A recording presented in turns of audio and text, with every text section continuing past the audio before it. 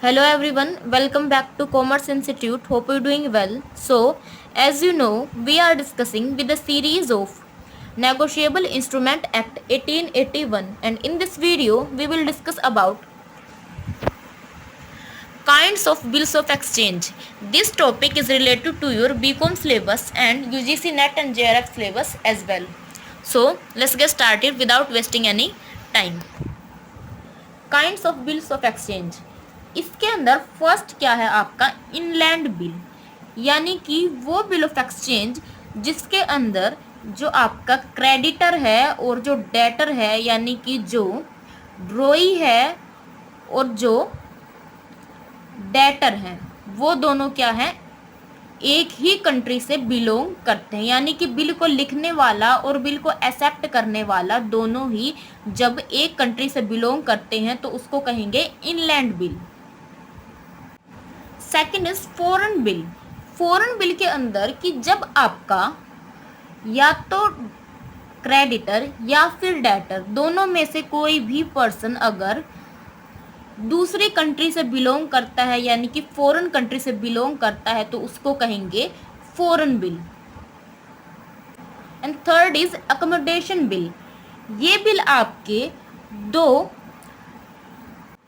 Businessman के बीच में या फिर फ्रेंड्स के बीच में एक दूसरे को विदाउट एनी कंसिडरेशन के हेल्प करने के लिए बनाए जाते हैं। अगर कोई पर्सन ए अपने फ्रेंड बी को बोलता है कि आप मेरे लिए क्या बना दो, एक बिल ऑफ एक्सचेंज प्रिपेयर कर दो, मुझे किसको सी पर्सन को पेमेंट करनी है और मैं आपको क्या कर दूंगा 1 या 2 दिन के बाद पेमेंट कर दूंगा। सो ए क्या है बी का फ्रेंड है। सो इस कंडीशन में बी अग्री कर जाता है और कहता है कि ठीक है मैं तुम्हारे लिए क्या करूंगा बिल ऑफ एक्सचेंज बनाने के लिए रेडी हूँ। तो इस कंडीशन में जो बिल ऑफ एक्सचेंज बनाया जाएगा बी के द्वारा सी के लिए वो क्या होगा एकोमोडेशन बिल होगा, क्योंकि ए ने बी से या फिर बी ने सी से कोई भी कंसिडरेशन नहीं रिसीव किया है। And fourth is inchoate bill. ये बिल आपका वो है जब एक पर्सन दूसरे पर्सन को बिल लिखकर और उसके ऊपर सिग्नेचर करके एंड स्टैंप लगा के बाकी का पोर्शन क्या कर देता है ब्लैंक छोड़ देता है। ये सामने वाले पर्सन को राइट देता है कि आप इस ब्लैंक पोर्शन को क्या कर सकते हो अपनी अकॉर्डिंग फिल कर सकते हो। तो इस बिल को क्या कहेंगे inchoate bill. The next is undated bill.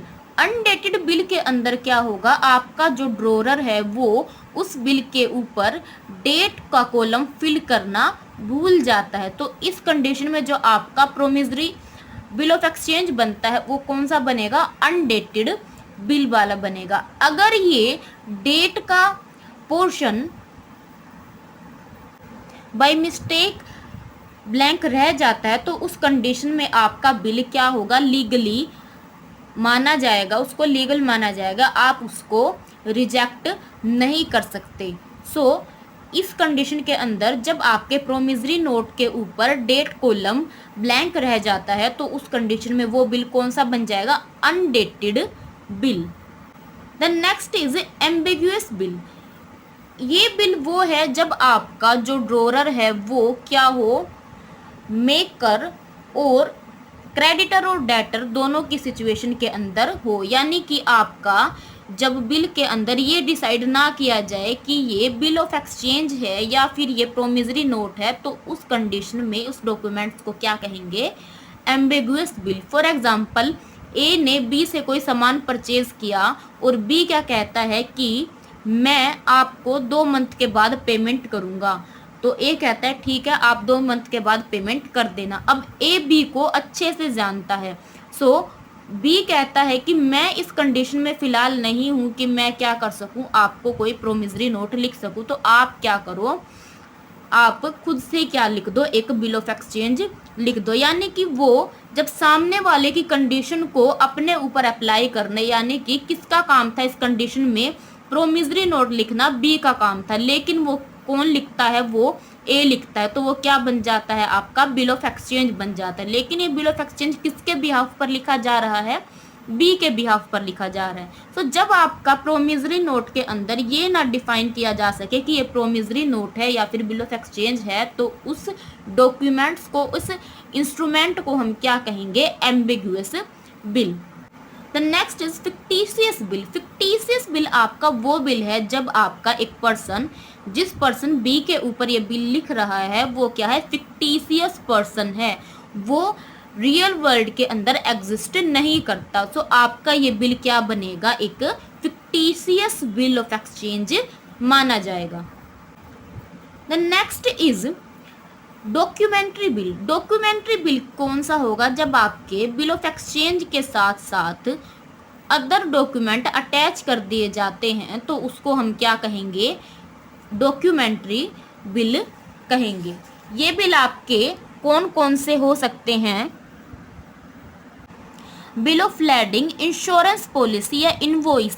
ये सभी डॉक्यूमेंट अगर एक बिल ऑफ एक्सचेंज के साथ अटैच कर दिए जाएंगे तो आपका कौन सा बिल ऑफ एक्सचेंज बनेगा, डॉक्यूमेंट्री बिल ऑफ एक्सचेंज बन जाएगा। Then next is bankers draft. Bankers draft के अंदर क्या होगा, जब आपका एक बैंक किसी दूसरे बैंक को क्या कहेगा कि आप इस पर्सन को क्या कर दो, एक ए पर्सन को कोई सर्टेन अमाउंट पे कर दो, तो इस कंडीशन में जो एक बैंक दूसरे बैंक के ऊपर बिल लिखता है उसको कहेंगे बैंकर्स ड्राफ्ट। सो ये थे आपके kinds of bill of exchange, जो थे inland bill, foreign bill, accommodation bill, inchoate bill, undated bill, ambiguous bill, fictitious bill, documentary bill and banker's draft. So I hope this is clear, and if you have any query about this topic you can ask down below in the comment section. So this is all about today's video. Thank you for watching the video.